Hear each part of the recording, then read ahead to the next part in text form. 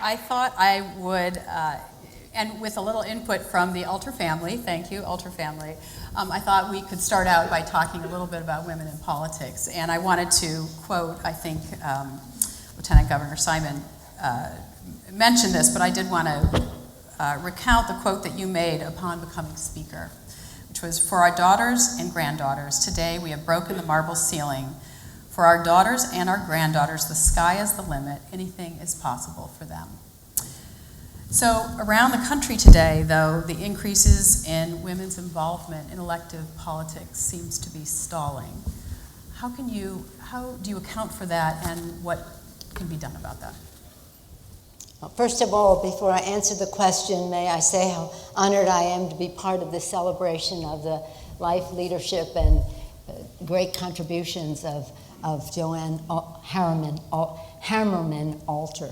It is, as you mentioned, I'm celebrating my 25th year in the Congress, and I've had a number of occasions in which to make that point, and nothing gives me more pleasure than to do so, to honor a woman on whose shoulders all of us women in politics stand.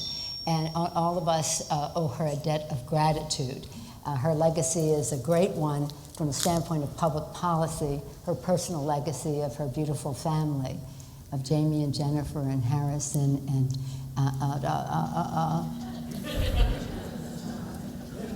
oh, Jonathan, the one I've known the longest. I've known Jonathan the longest, so Jonathan. And to be here with James, her husband, who's going to be 90, congratulations and happy birthday. And with you, Cornelia, thank you for your leadership and your being a Pulitzer Prize winner and bringing a focus on justice when it comes to the death penalty, and your focus on children, First 5-Year Fund, and your leadership there. It's so very, very important. Congratulations on that. And to Lieutenant Governor Simon, what a proud tradition she comes from. Aren't we proud of her? And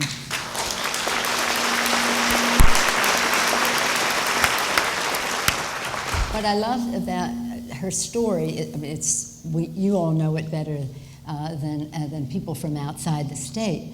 But one of the things she did was one of the first to pass campaign reform in Illinois as a statewide measure, and that is really very important, in addition to her work on community colleges and all the other great things she has done. But that point takes me to the answer to your question. I believe that the work that you've done on campaign finance reform is really the answer to the question, how can we get more women in elective office? I think it is very important. We have a moment now after the Supreme Court decision that says any and all money, secret, any amount, who knows where it comes from, who cares? We do. That we have a moment where we can say we must have disclosure as to where this money comes from. We must win on that point and all that that implies. We must reform the system. We must amend the Constitution so that this does not stand. And I promise you this, when we reduce the role of money in politics, we will increase the number of women, minorities, and young people in elective office. Let's do that.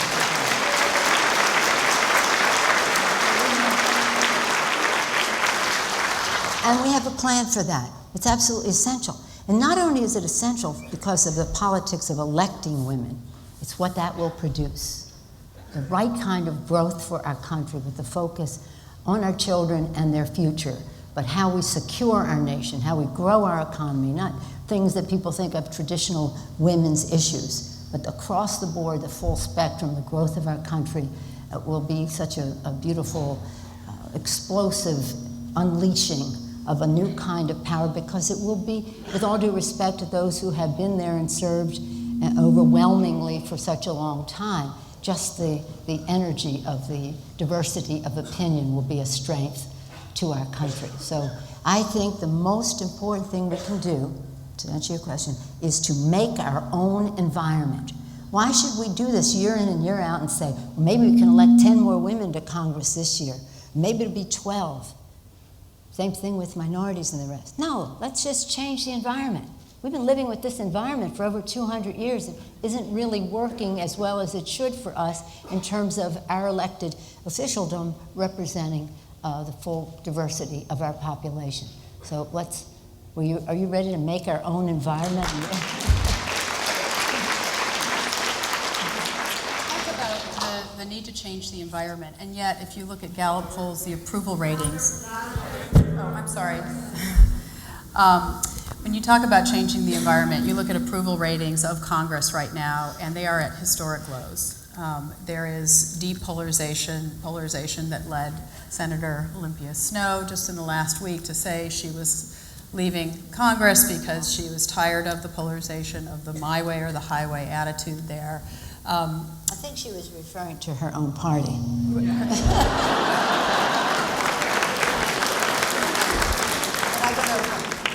But to what extent do you bear any responsibility for polarization?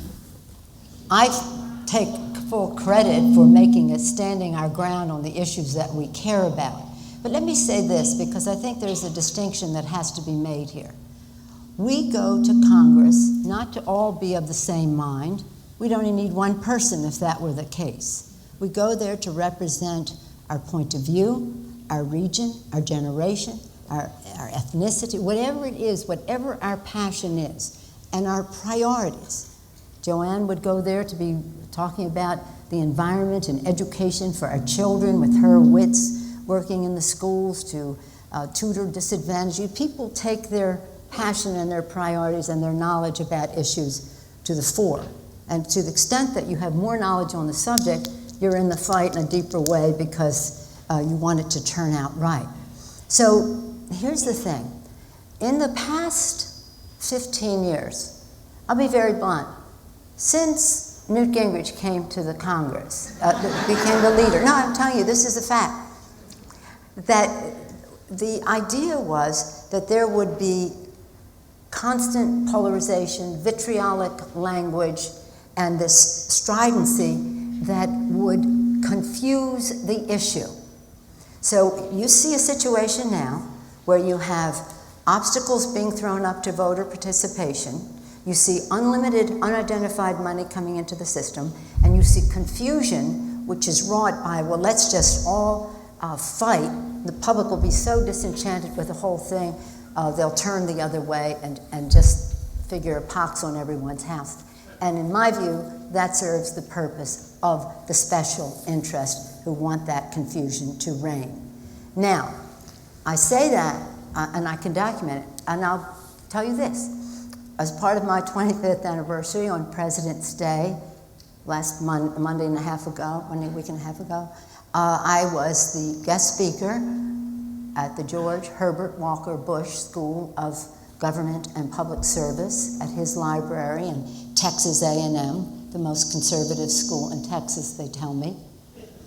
And we had a crowd of this size there, and we talked about reducing the vitriolic atmosphere in Washington, D.C. We talked about reducing the role of money in politics, and it was, we were all of one mind in that room. President Bush, when he was president, the first Father Bush, we didn't have that kind. We didn't agree on many subjects, but we did agree that the public deserved and expected us to conduct the debate in a way that was worthy of the jobs that we were sent to Congress and to the White House to do. So it was a marked change after that. A new Congress came in, impeached the president. It was a marked, I'm talking about something radically different. When I was there before that, the Democrats and Republicans, we had our debate, and that was exciting. Marketplace of ideas. Debate, show your stuff. What do you know? How will this get done? What's your vision? What's your knowledge? What's your judgment? What's your plan? How can you attract people to your point of view?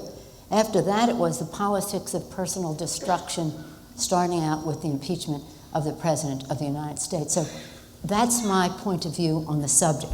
So if we want to change the system, we have to change the vitriol. We have to say to the public, demand that we have a clearer understanding of what's at stake in the debate. Because the poison causes confusion. So let's have clarity. Let's have full participation, whereas our founders intended. The public, the voices and the votes of the people decide an election, not the bankroll of a few people deciding an election. So let us fight, not these attempts to suppress the vote. We can call it to everyone's attention. We can shine a bright spotlight on it, but we can't agonize. We have to organize and get the people identified, get their identification, get them registered, get them to vote, and make sure their votes are counted. We have a responsibility to do that. And you know what? We can do it in a very bipartisan way. As I say, an audience at Texas A&M, the George Bush School of Government and Public Service, we all understood that was what our responsibility was. So again, we all have some responsibility as to how things go. Do I have a responsibility because we wanted to have health care for all Americans as a right, not a privilege for just the few, that we wanted to have the first consumer protection agency in history, that we had an opposition party that said of the president, our most important goal is to have him fail? You know, it's just not right. Now, the responsibility we take is we have to make this clear to the American people, and we have to take responsibility for our own actions. But let's understand what this is about. Let's understand what it is about. It's about going there to find our common ground. If we can't, stand our ground, legitimate debate. But once it gets into saying we hope the President of the United States fails, we have really crossed a line. Nobody should say that about any President of the United States in my view.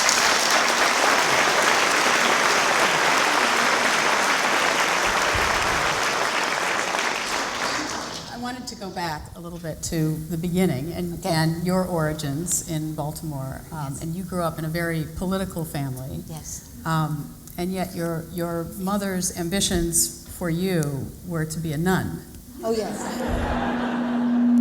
And for a long time she kept saying it's not too late. And yet you went and had 5 children. Yep. In 6 years. In 6 years. Very Catholic. So you were the rebellious one. Well, I don't know about that, but my mother would be older than Joanne would be now, but she was of that generation where we can all say, the Lieutenant Governor spoke about her mother, Joanne, we talk about here and celebrate her life and contribution, but all of these women could have been making much bigger contribution.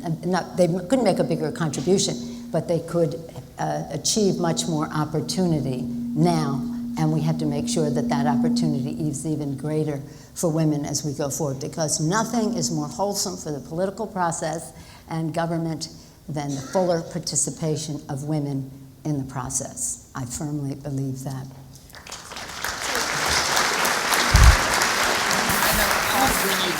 Okay. Are we having trouble? Oh. So you recount in one of your books, Know Your Power. Know Your Power, right. You recount in there something that Rahm Emanuel, who may be familiar to a few people in this room locally, whispered to you just as you were nominated to become Speaker, when he leaned over and said, "Your mother must be proud." Yeah. And you, what did you say?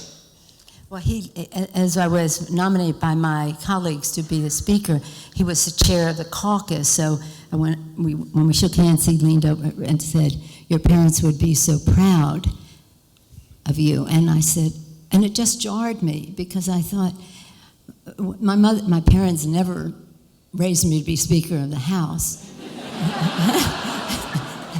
But what I said to him, no, they didn't raise me to be Speaker. They were proud because they raised me to be good. To be good, to be a good person. And that was really the measure of whether they would be proud or not. And again, I'm on the borderline of all of this. When I was a girl growing up, nobody was encouraging me to go into public life. And I didn't even feel like doing it. But no, what Rahm said, "Your parents would be so proud." And then I said to my colleagues, Rahm said this, but my parents weren't. They didn't raise me to be speaker. They raised me to be holy. That's the way it was in our house. We were devoutly Catholic, intensely proud of our Italian-American heritage. Tony Romanucci, my friend, intensely proud of our Italian-American heritage, deeply patriotic, and staunchly democratic. Am I allowed to say that here? That was about it in our family. And I respect everybody else's orientation, but we were taught to believe in something. But when you talk about this and women in politics, this is not for the faint of heart. This is really as tough as it gets, a woman going into politics. It instills an element of fear in other people that there will be change that will, in a zero-sum game, what does that mean to them? And also it means things like campaign finance reform. It means like clean campaign, clean water. Joanne Alter, her first campaign was clean water. It had several meanings. Clean water, clean campaign for clean water, environmentally sound campaign for clean water. She was about better policy, a better process to get there, and better results for the taxpayer in terms of savings. So it all is connected, the transparency and the rest of that you've separated from the special interest, and it's all there for the public interest. So in any case, this holy thing that's what I told my colleagues, and among some of my colleagues, that was very moving for them. But when I say it's not for the faint of heart, this is a big fight. When we did the health care reform bill, which we're so proud of, and so proud of the president for doing, there are a lot of slings and arrows involved in that. And I was reminded the other day, I was in Los Angeles, and they had an event, and a nun, a daughter of charity, opened it with a prayer for Nancy. And here's what the prayer was. She said, in our hospital in Africa, an African Protestant bishop posted this sign. When I die and at last appear before God, he will say to me, where are your wounds? And I will say, God, I have no wounds. And he will say, God will say, was nothing worth fighting for. Was nothing worth fighting for. You get into this, you're in the arena, you're in the fight. Sometimes you have to throw a punch, but you have to be ready to take one too. But nonetheless, it's all worth it because it's urgent that we have many more women willing to enter the fray. So know your power. You're the only one who can do what you can do. And come on in, the water's warm. Do you ever get used to the attacks? Is that something you get used to? I think as long as I'm effective, I will be attacked. So I always want to be effective.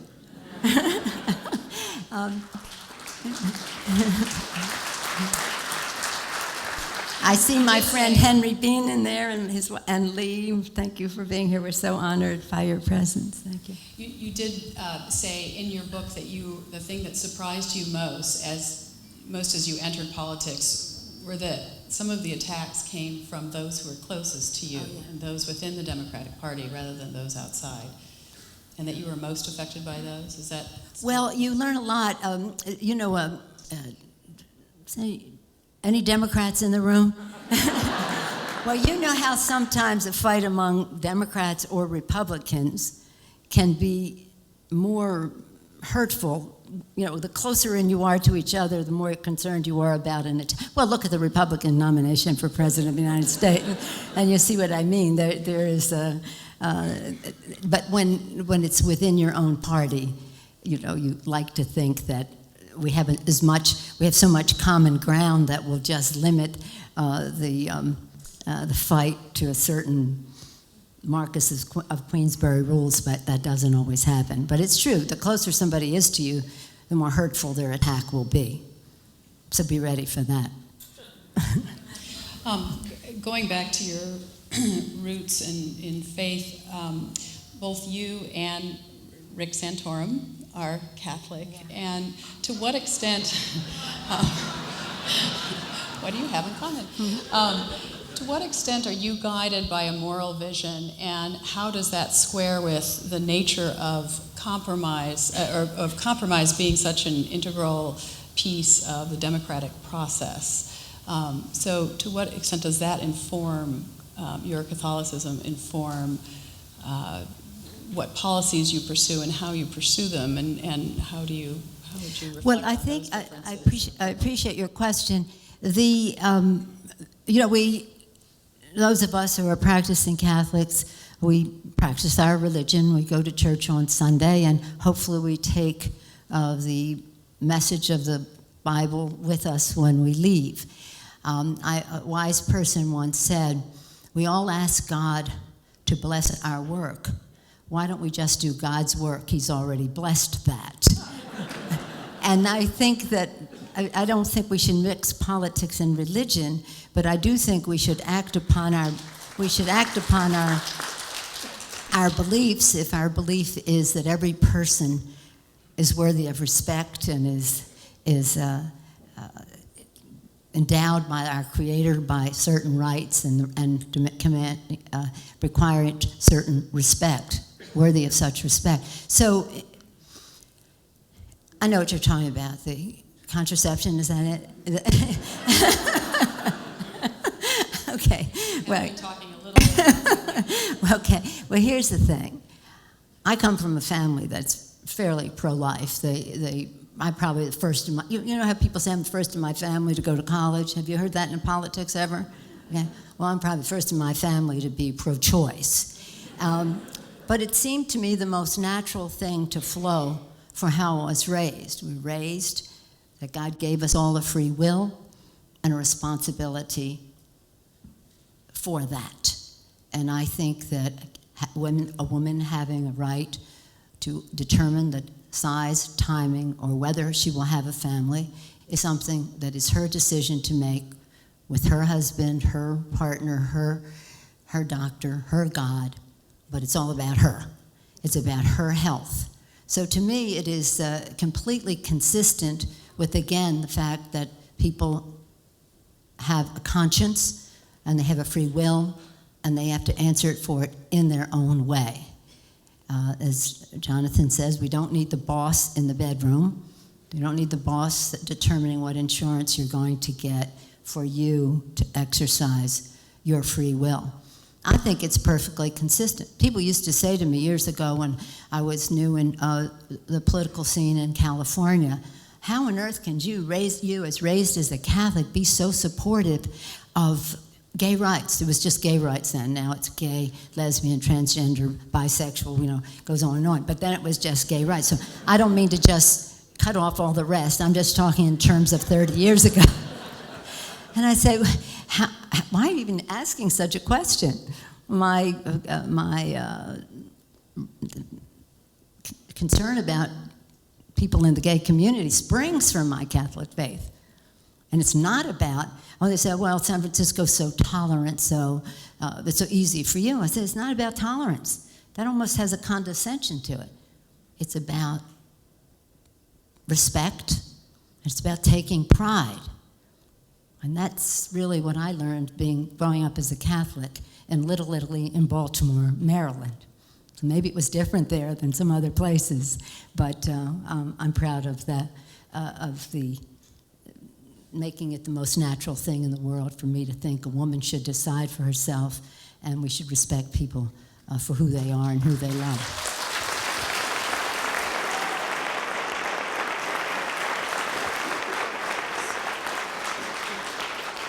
So another of your issues that you've been talking a lot about lately is disclosure. And in fact, some of you in the audience may have seen the Stephen Colbert show in the last week that you went on, and you also recorded a very funny 45-second Facebook ad. Could you talk a little bit about that and how that came about? And this was all around disclosure, but making fun of Stephen Colbert, accusing him of and starting his super PAC and not fully disclosing his donors. I believe that was the point, but accusing him of not liking either kittens or your good friend Newt Gingrich. Right. Well, this was sort of a joke. That's what it was intended to be anyway. And Emily, Jonathan's wife, is the producer of the show, so I wanted to be on my best behavior. Where is Jonathan anyway? Did he leave because I didn't mention him before? Did he boycott? Here's the thing. I'm just here to tell you, if we can shine a bright light of disclosure on this big money coming into campaigns, I'm going to repeat some of what I said earlier. I hope I can say it in a different way. This is everything. I mean, because right now, has anybody ever said to you, this is the most important election of our time? You've ever heard that before? Well, they just keep getting more important, time and time again. That's just the way it is. But this time, it's not just about the issues. That would be reason enough. The issues, the values, what's the path each party or candidate wants to take our country down. This is about our democracy. Again, as I said, it's about the votes of the many, not the bankroll of the few, that should determine the elections. Even if we, as Democrats, could outraise the Republicans a zillion to one, it's wrong. You know, we're not supposed to be doing that. What's next? Did anybody think that the Supreme Court was going to say any and all money, ollie, ollie, and free, and we don't care who gives it and where it's from? I mean, who would have thought 3 years ago that that would be what we'd be doing in this election right now?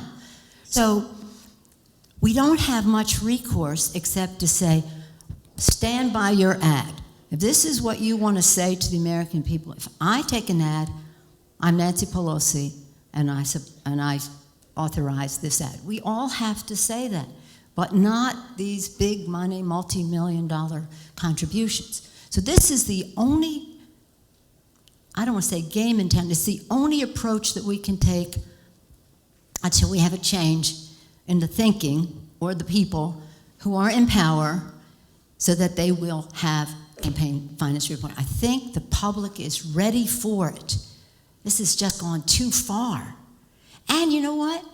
It's hard to know what the facts are because you get flooded by misrepresentations or diversions from what is really the problem at hand. So this is about our democracy. Let us, once and for all parties concerned, just say, how do we minimize that roll of money? So, in any event, Stephen Colbert has this PAC. It says, how to make a better tomorrow tomorrow. So I said, if you join up with us, you can make a better tomorrow today. And he's lovely, and his PAC is sort of a spoof. Maybe he doesn't think of it that way, but and he does disclose. But he's disclosing people who are not giving very much money. You know, that's to say that's all he's getting.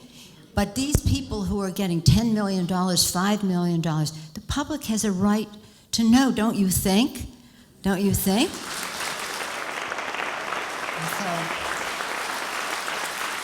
So, disclose, and this should be bipartisan, as I say. Texas A&M, how different is that from the Chicago Heritage Festival? I don't know. But I would hope that we would all agree that that isn't the path we should go down, and it'll only get more so.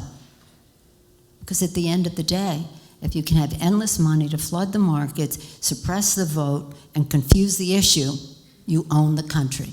And as Stephen Colbert said that night, and I said, do you want to just go to these wealthy few people and say, who do you want to be president, who do you want to be governor, who do you want to run the Congress? He said a funny thing. He said, when I said president, he said, yes, because then you can get a receipt and then you can turn it in 4 years and get a new president. He's a very funny man. He would not like me retelling his jokes because I don't do them justice.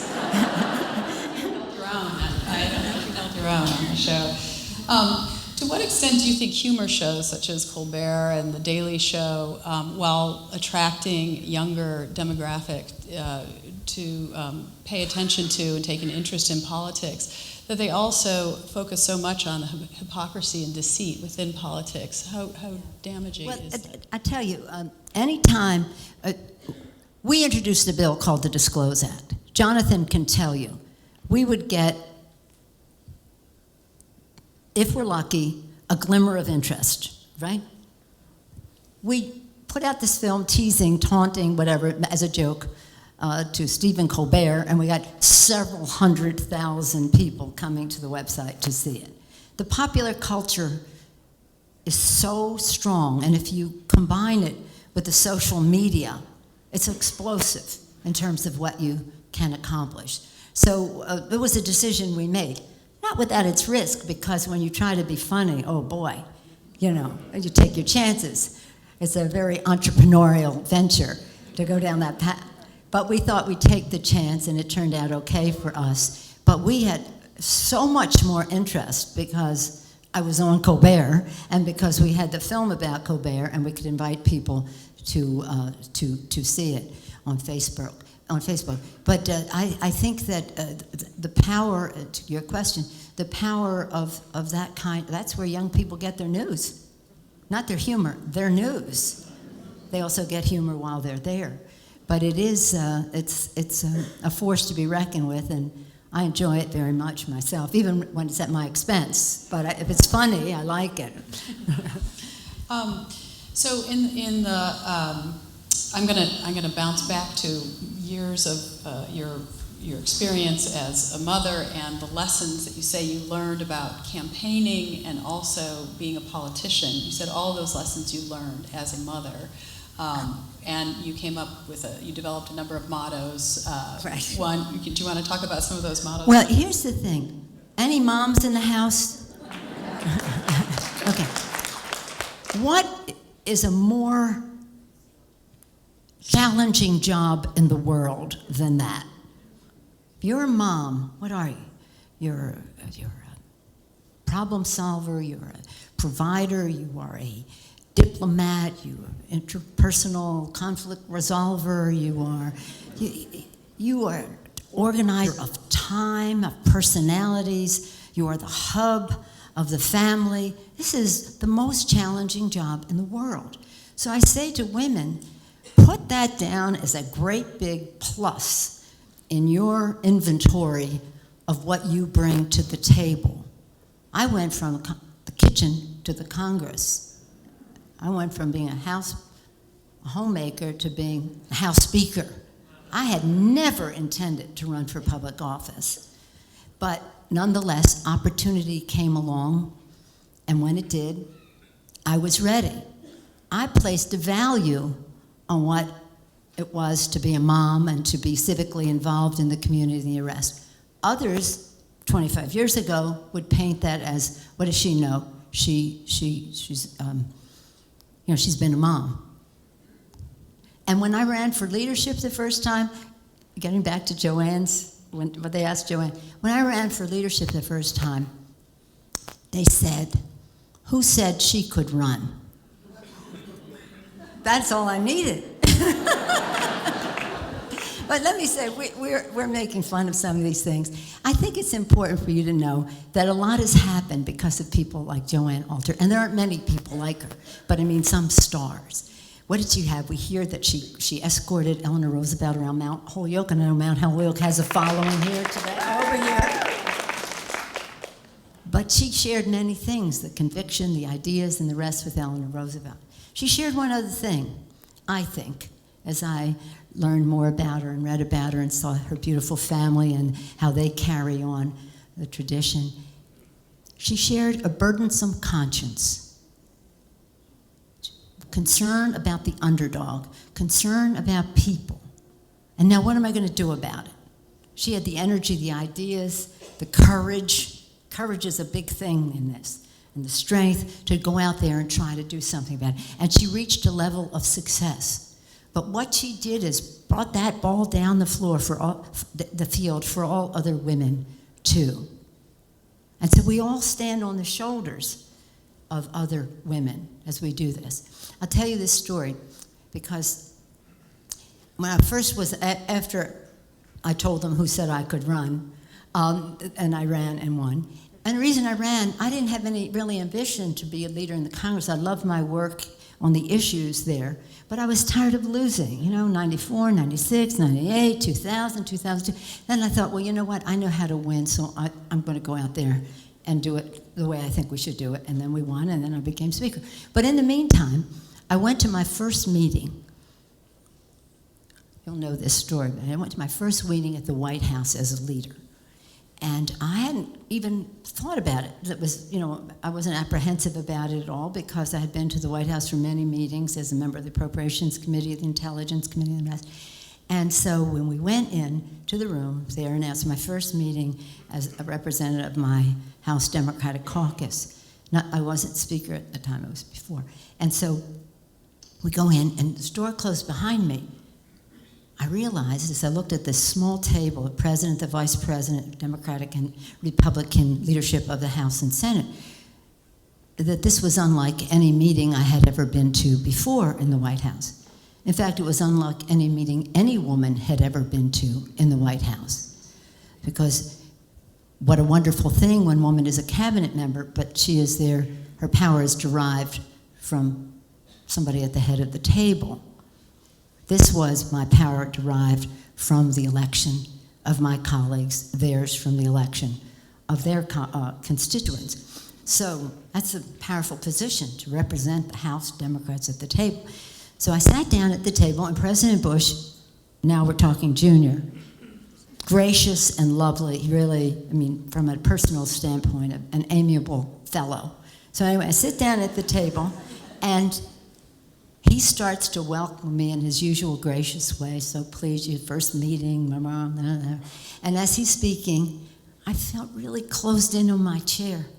Lee, it was really close. It was like, it was just crowded. There were all these people sitting on the chair with me. And I was like this, I was going like this, and I wondered what he might have been thinking. Anyway, I realized it was Susan B. Anthony, Elizabeth Cady Stanton, Lucretia Mott. It was Sojourner Truth, it was Alice Paul. They were all there. They were all there on the chair. I tell you, this never happened to me before or since. And so I'm like this, he's talking, I'm like this with my pals at the chair, and I hear them say, "At last, we have a seat at the table." Imagine.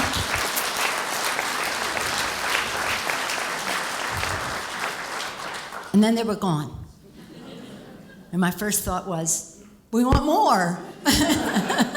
We want more women, more minorities, we want more of a reflection of America at that table. But the point I make is that I'm standing on their shoulders. Young women here, we're standing on mine. We're all standing on Joanne Alter's shoulders. We have a responsibility in that way. And what a debt of gratitude we have to those who have gone before for their courage to go. Imagine Susan B. Anthony, they would go out when women aren't even supposed to go out without a man. They had to get permission practically, but these women went out anyway to talk about a woman's right to vote, the empowerment of women, and then here we are having a seat at the table and who knows what from there. So it is, again, a sisterhood. It really is. And that's why some of these issues that come up like personal decisions, there's a sisterhood out there. We understand what's going on there, and it's not partisan. It's about women. And in any event, one of these days when we have more time together, I'll tell you some other stories about the guys and how it was when you got there. Can I tell you one more? Yeah. Okay. So here's the one. This story to me says it all. My colleagues die when I tell them. They're like, we really didn't do that. So we used to have this Tuesday night club where some of us would go out to dinner. It was largely the guys, because that was there. When we were in Congress, there were like 12 Democratic women. Say all these people here, down here, there were 22 women, so maybe just these first, and then everybody else was men in the House of Representatives. And so anyway, three of us, Barbara Boxer, who's now a senator, Barbara Kennelly, who was from a great Democratic family in Connecticut, and I were three of the people who would be part of this group that go out to dinner. Well, what you learn right off the bat is nobody asks you what you think. Nobody, you know. And so they're all talking and talking, and then you just have to talk to get your word in edgewise. And it's you know, when you go home and you start acting that way at the table, people think, where are you coming from? You know, wait your turn, why don't you? But anyway, so we're all competing to talk and hear each other out, and leaders just give up on them. You know, they never ask your opinion. You have to shout your way into the conversation with all these guys. So one night, we're at dinner, and one of them, don't ask me why, starts talking about childbirth. So he's saying, Lieutenant Governor Simon, he's saying, I remember when I had our first, you know, he had it first. And they go on around the table and they're talking about, I had on this green robe and the mask and the whole thing, and I went in to take pictures, and I took one look and I said, I'm out of here. And the other one's saying, they wouldn't let me in the first time, but I told them I had to be there. And they're going on and on. So the three of us are looking at them and thinking, for surely they'll say, what do you think? This could possibly be a subject we would know more about. So we're waiting and we're waiting, and it's one fainting at the sight of you, I don't know what, and all the rest of that and stuff. They're like, who cares? Like, who really cares? But it was their episode, you know. They're giving birth to the child. In fact, they were willing to show us pictures. Those of us who had the whatever to be able to stay there and take pictures, we didn't want to see them. But anyway, so they don't ask us. They don't ask us, so we don't say anything. We just think, hopeless, right? They don't even know what they don't even know. They don't even have a clue. They don't have a clue. How they're going to ask us about, should we invade Iraq, if they're not even saying, does this conversation make you uncomfortable thinking about childbirth? Didn't make them uncomfortable. No pain for them, right? So a week later, we're at another dinner, and this beautiful, lovely man, Congressman Don Edwards, who's a congressman from California. He's the floor leader of the ERA, you know, and when that was on the floor. A beautiful, lovely man. He's talking about a constitutional issue, and he said, Nancy, what do you think? Oh, my God. I said, that's funny, she mentioned, blah, blah, blah, last week, this, that, blah, you know the story. And the other guys are at the table, and they said, we never did that. We would never do that. See, they didn't even realize what they were doing. So if you want to go to Congress and wait around for the guys to ask you, what do you think about this? Or why don't you run for leadership? You'll be waiting a very, very long time. But bless their hearts, they had to be shown the way. And once you get the gavel, they understand.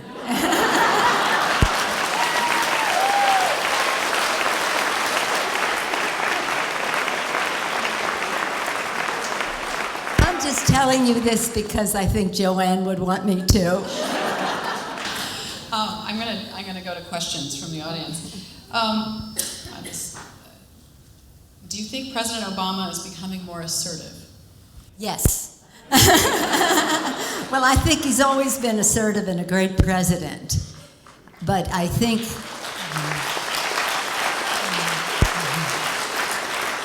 we're very proud of him. And I'm telling you, to get back to our earlier conversation, this is a president of great dignity, great intellect, and he really, in his speech in 2004 at the convention, talked about people coming together, not a red America or a blue America. That's who he is. I think that the reason you ask that question is more assertive is that he always projected his own sense of decency onto other people. And we listen to others, and they listen to us, and then we try to come to agreement.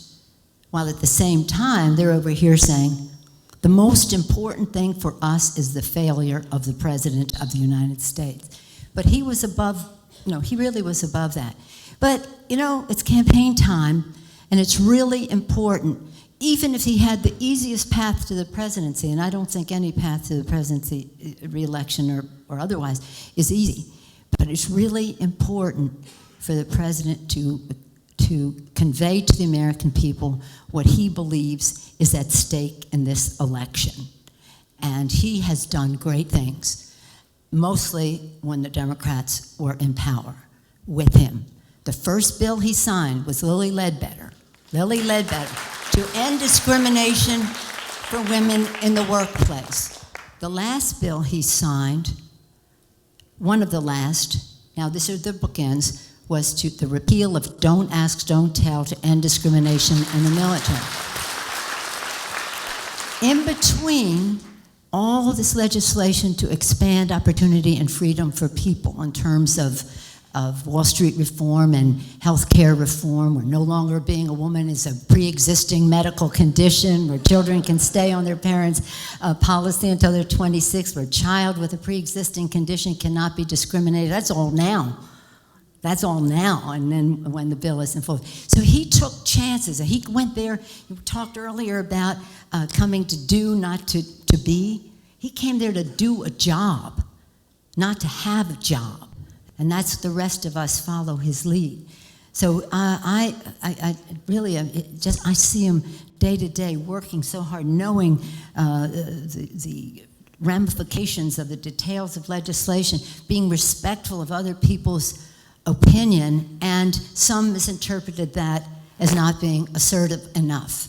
Well, the moment of truth is upon us, and I believe that you will see the president talk about his presidency and the path he wants to take the country on with great, great pride. And I thank you, Illinois, for sending us such a great president of the United States.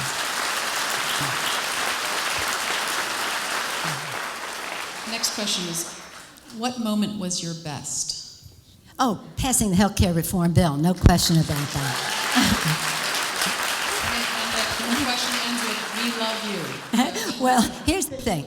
When we passed the health care reform bill, this was heavy lifting because we had everything coming out against us. The anti-government idea along the health insurance industry. I mean, it just was, and every excuse in the book that wasn't really a reason, death panels, abortion, blah, blah, blah.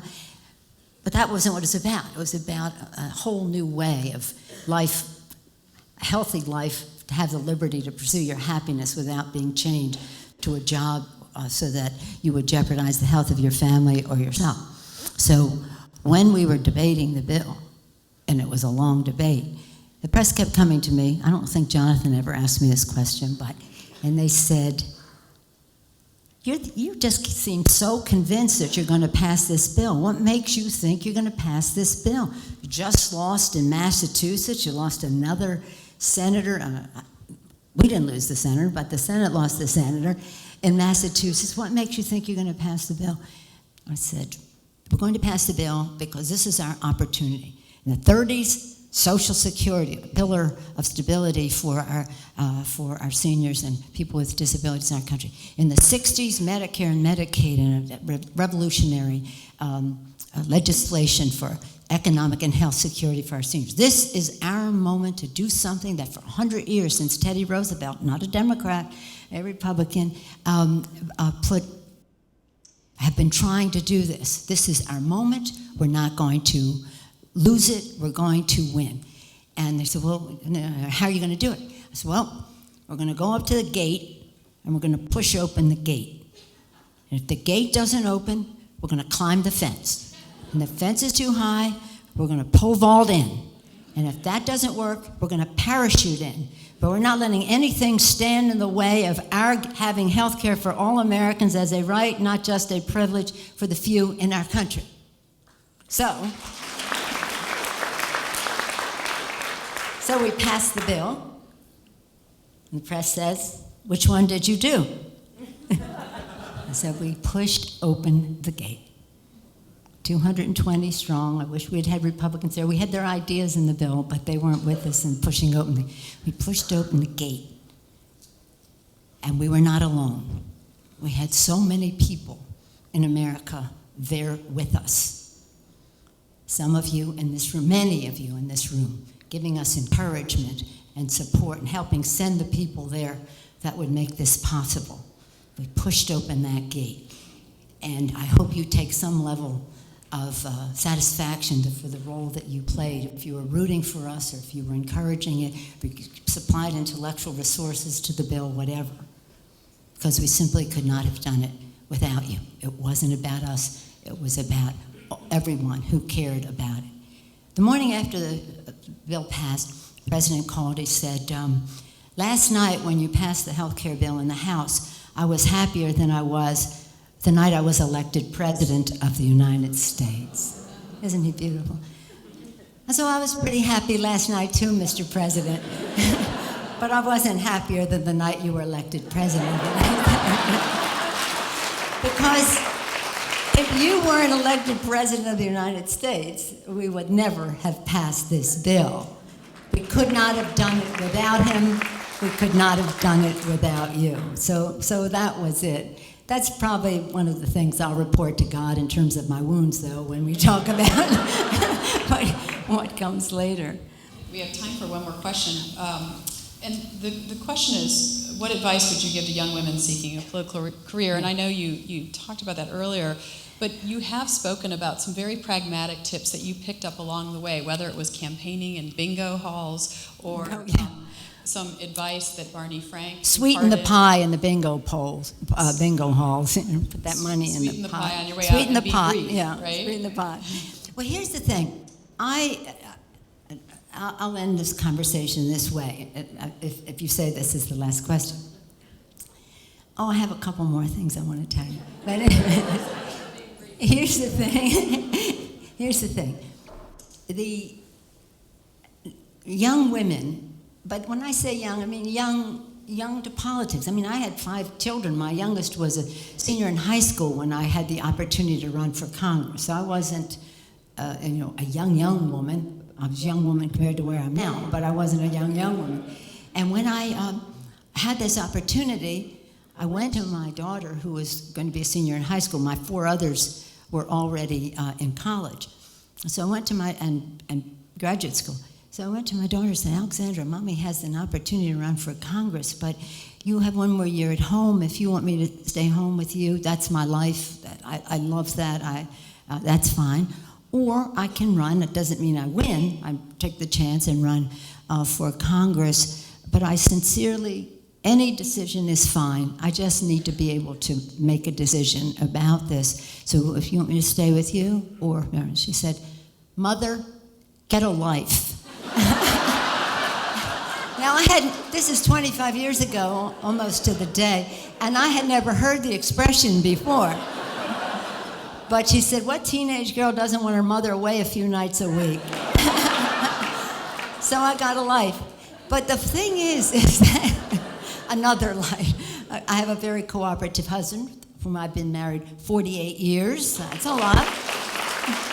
So the thing is that the point being, whether a young woman or young coming out of the kitchen, back, raising your kids and coming back into the fully into the fray, just know your power. I mean, it is so needed, and know that it's needed, that it's urgent that you make the sacrifice, that you help each other do it, and that, I'll tell you this is my daughter, Christine Pelosi, just wrote a book about running for office. She wrote it, and now that was one. Oh, now she's got the 2 version of the story. So I should have brought them for all of you here. Anybody who wants one, tell me, and it will be my gift to you, because she knows I'm always learning from the next generation. But the point is that you have to be ready, be able to see the opportunity, take pride in what you have to offer. Don't let anybody try to tell you there's some mystique if you wear a suit and tie that you don't have. There is no secret sauce. They keep saying you won't know because, you've been a mom and we've been doing all this other stuff. There is no secret sauce. It's what you bring to the table to bring new ideas, fresh eyes, a woman's perspective on all of this.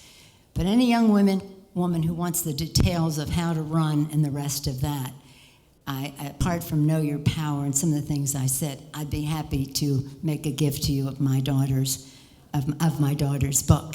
If I may say, as I know we're here as guests at the Chicago Humanities Festival. What a great thing that you elevate the artistic, the educational, the culture to a place that encompasses the government of our country, the future of our families, and the rest of that. Bringing these things together is one of my favorite quotes of the poet Shelley, who once wrote that the greatest force for moral good is imagination. Have imagination, the creativity to think in new ways, to put yourself in other people's position so that you can understand how they might feel or act or respond to what you are trying to do.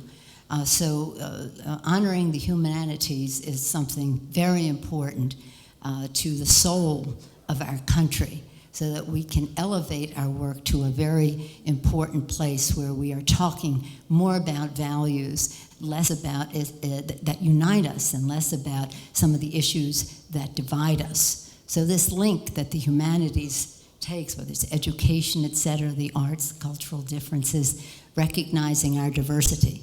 Because what's beautiful about America is that it is so diverse.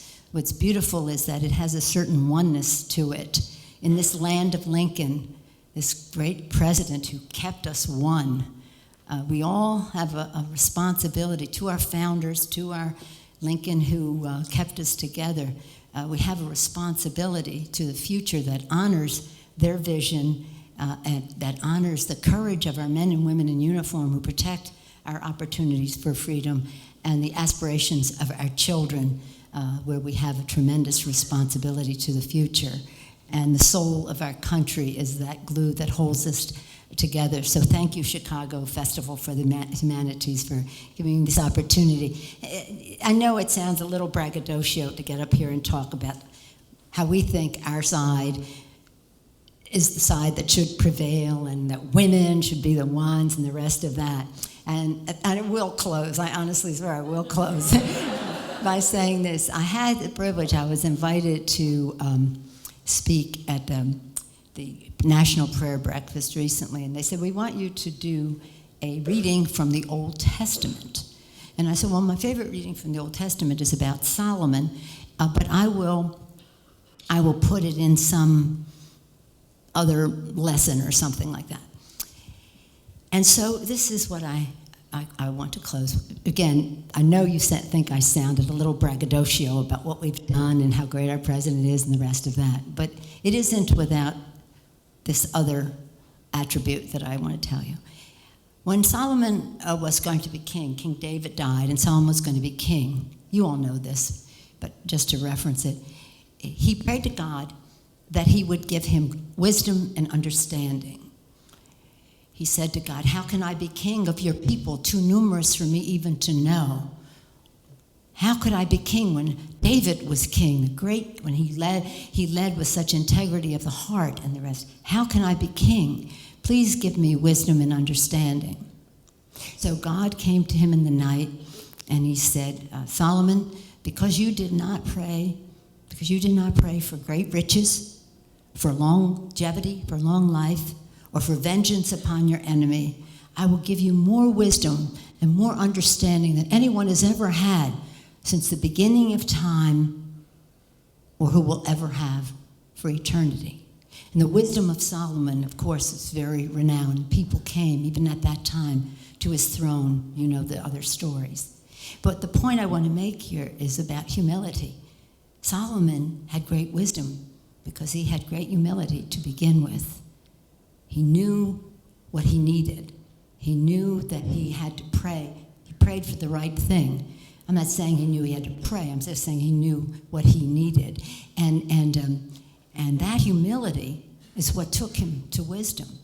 So when we're talking about all these things, and I'm sounding so braggadocio and the rest of that, it isn't that I don't know that we all have to have humility, to listen, to learn from other people, to be inspired by our founders and the rest, of course, but to listen to the next generation, what they have to say, for men to listen to women as to what they may have to say, for women to listen to men, to learn from each other, to use our imagination for moral good.